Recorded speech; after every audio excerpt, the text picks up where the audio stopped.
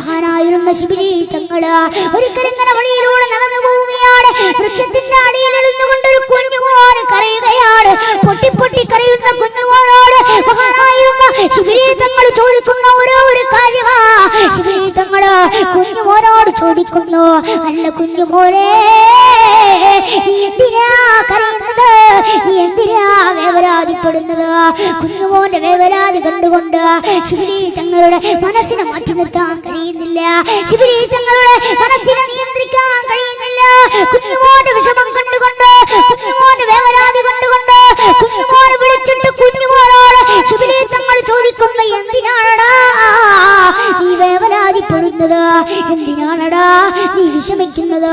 ആ കുഞ്ഞുമോനോട് ചോദിക്കുകയാണ്, ഇല്ല തങ്ങളെ, ഞാൻ വിഷമിക്കുന്നില്ല. പിന്നെ നീ എന്തിനാ കരയുന്നത്?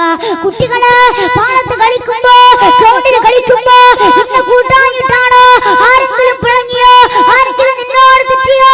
ആരെങ്കിലും നിന്നെ ഉപദ്രവിച്ചോ എന്ന് മഹാനായിരുന്ന ശിബിലി തങ്ങൾ ചോദിക്കുമ്പോ കുഞ്ഞുപോലെ പറയുന്നു, തങ്ങളെ, ആരും തന്നെ കളിക്ക് കൂട്ടാഞ്ഞിട്ടല്ല, ആരും എന്നെ ഉപദ്രവിച്ചിട്ടില്ല, ആരും എന്നെ നോവിച്ചിട്ടുമില്ല, ആരും എന്നോട് തെറ്റിയിട്ടില്ല, എന്നോട് പറഞ്ഞിട്ടില്ല, ആരും തന്നെ കുത്തുവാക്കെന്നോട് പറഞ്ഞിട്ടില്ല, ആരും തന്നെ എന്നെ മാറ്റി നിർത്തിയിട്ടില്ല, എന്നെ അവഹേളിച്ചിട്ടില്ല, എനിക്ക് വേണ്ടിയിട്ടാരും തിരിഞ്ഞിട്ടില്ല.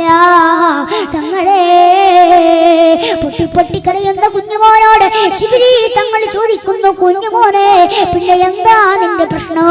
പിന്നെ എന്താ നിന്റെ പ്രോബ്ലം?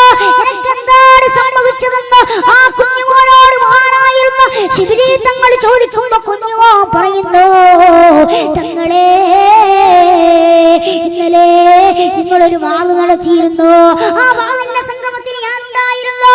ആ വാളിന്റെ മജ്‌ലിസിൽ ഞാൻ ഉണ്ടായിരുന്നു. അന്ന് ഒരേ ഒരു കാര്യം അവിടുന്ന് പറഞ്ഞിട്ടുണ്ടായിരുന്നു.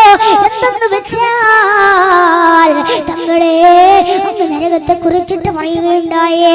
നരകത്തിൽ അല്ലാഹു എല്ലാവരെയും അറിയുമെന്ന്. എല്ലാ ആളുകളെയും നരകത്തിലുണ്ടാകും. എല്ലാ ആളുകളെയും നരകത്തിലേക്ക് കിടത്തും. നരകത്തെ കുറിച്ചിട്ട് ഒരാൾ ചോദിച്ചു, അതായത് നരകം എന്താണെന്ന് ചോദിച്ച ആളുകളുണ്ട്. നരകത്തെ കുറിച്ചിട്ട് ചിന്തിക്കാത്ത ആളുകളുണ്ടായിരിക്കുക.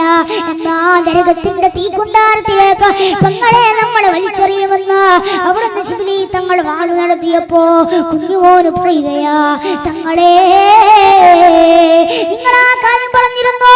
പിന്നെ ഞാൻ വാള് കഴിഞ്ഞിട്ട് ആ മജ്‌ലിസിൽ നിന്ന് എന്റെ വീടിന്റെ അകത്തളങ്ങളിലേക്ക് കടന്നു ചെല്ലുകയാണ്.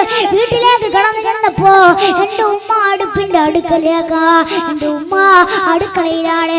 അടുക്കളയിൽ പെരുമാറുന്ന എന്റെ ഉമ്മ ആ അടുക്കളയിൽ ആ വിറകുള്ളി വെക്കുകയാണ്. അടുപ്പിലേക്ക് തീ കത്തിക്കുകയാണ് എന്റെ മാതാവ്.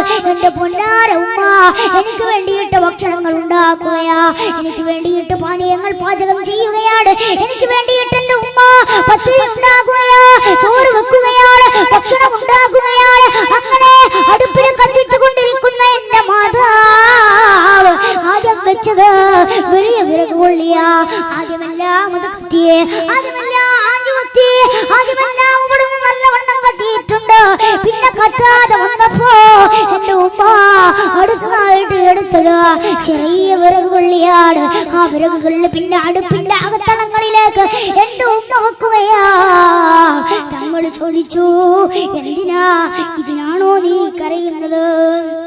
അവളോട് പറഞ്ഞു, ഇല്ല തങ്ങളെ, ഇതുപോലെ രാജാതിരാജനായ തമ്പുരാൻ നാളെ നരകത്തിലേക്ക് തങ്ങൾ പറഞ്ഞില്ല. തങ്ങളെ, നാളെ നരകത്തിലേക്ക് ഓരോരുത്തരെയും ഇടുമെന്ന് പറഞ്ഞില്ലേ?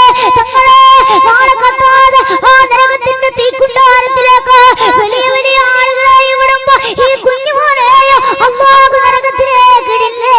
അല്ലാഹു നരകത്തിലേക്കിടില്ലേ എന്ന് മഹാനായ ശിബിലി തങ്ങൾ അവിടുന്ന് കരയുന്ന ശിബിലി തങ്ങളോടൊരു കുഞ്ഞുമോ കരയുന്ന ഒരു അവസ്ഥ. അതുകൊണ്ട് പെങ്ങളെ, നമുക്ക് കിട്ടിയ സുഹൃതങ്ങള് അത് നല്ല രീതിയിൽ നമ്മൾ ചിലവഴിക്കണോ. അല്ലാഹു തൗഫീഖ് നൽകുമാറാകട്ടെ. അല്ലാഹു